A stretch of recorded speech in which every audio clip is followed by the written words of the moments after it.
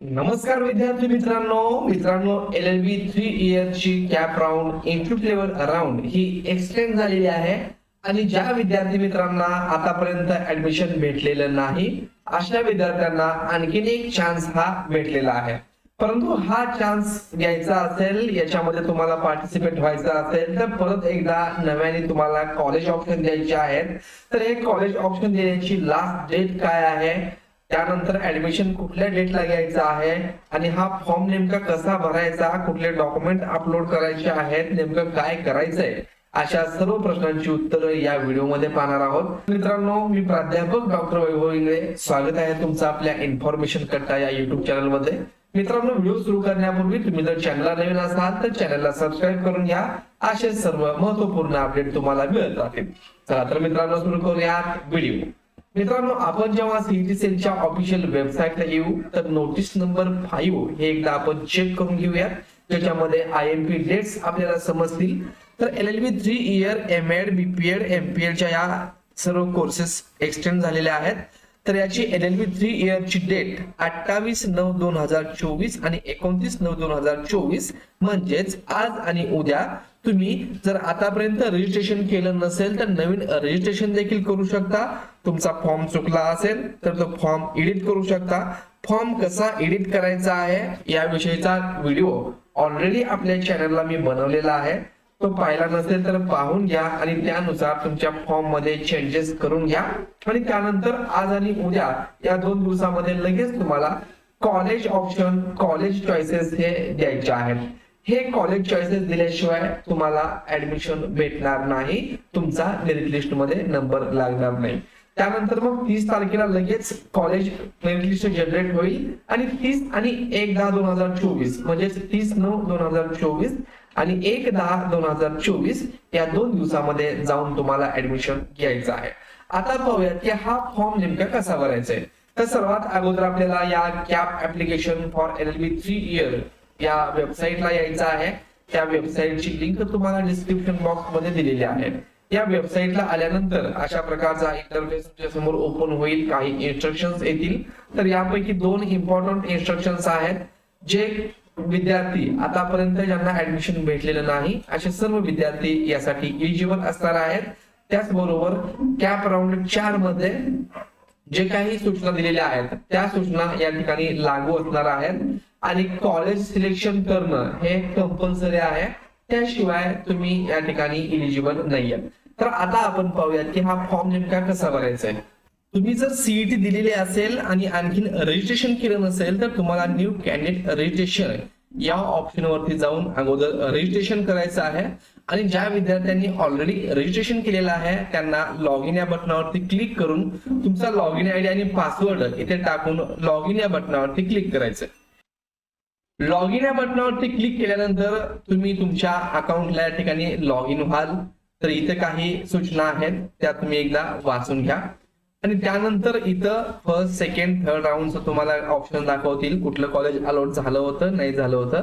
तर आता आपल्याला काय करायचंय की सिलेक्ट कॉलेजेस यावरती क्लिक करायचंय. इथं क्लिक केल्यानंतर युनिव्हर्सिटी सिलेक्ट करून घ्यायची आहे.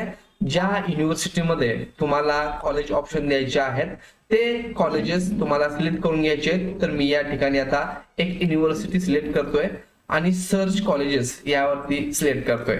तुम्हाला जर पाहिजे असेल तर इथे government, non government, university managed, aided, unaided असे तुम्ही मायनॉरिटीचे वगैरे कॉलेज सिलेक्ट करून घेऊ शकता.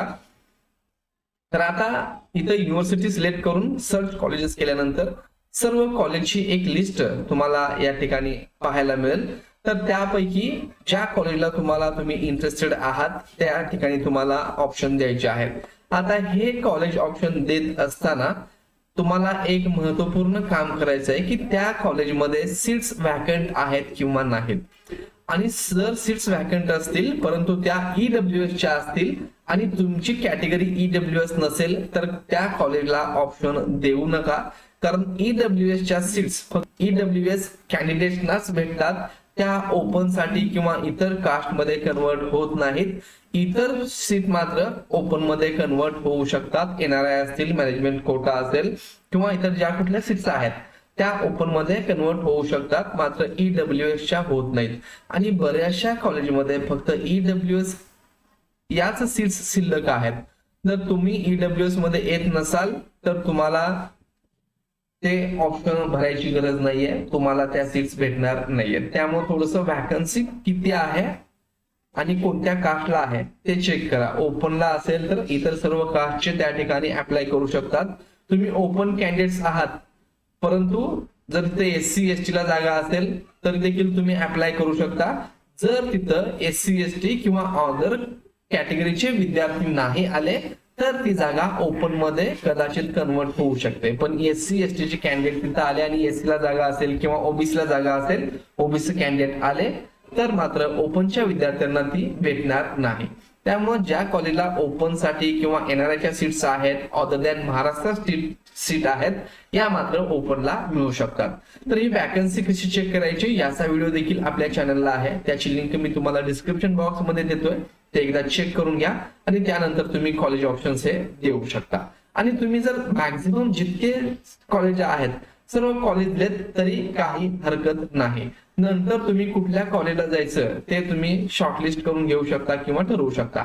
आता मी या ठिकाणी काय करतोय की मी कुठलीही वॅकन्सी चेक केलेली नाही आहे, कुठली जागा आहे नाही, तर मी सर्वच कॉलेजला इथं सिलेक्ट करतोय, कारण इथं कुठला प्रेफरन्स वगैरे आपल्याला द्यायचा नाहीये. तर इथं ऍड सिलेक्टेड कॉलेजेस सक्सेसफुली झालेला आहे.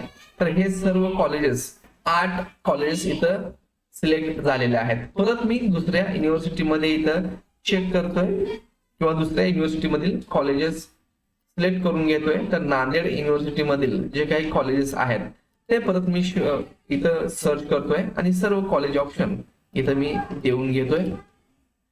असे तुम्हाला जितके हवे आहेत तुमच्या मर्जीने.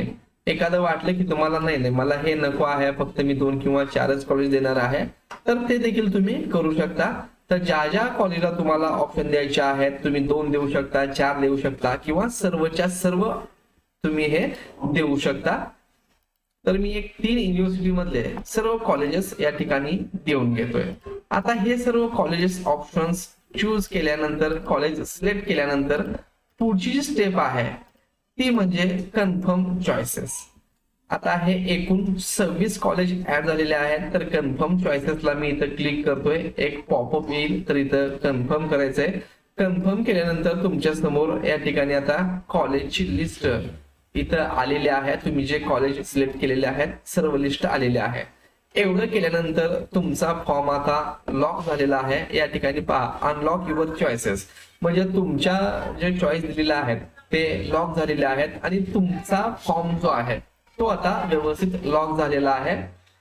मिनिमम तुम्हाला इथं 2 चॉईसेस द्यायचे आहेत, तर मी इथं 26 दिलेले आहेत. एवढीच प्रोसेस यामध्ये आहे.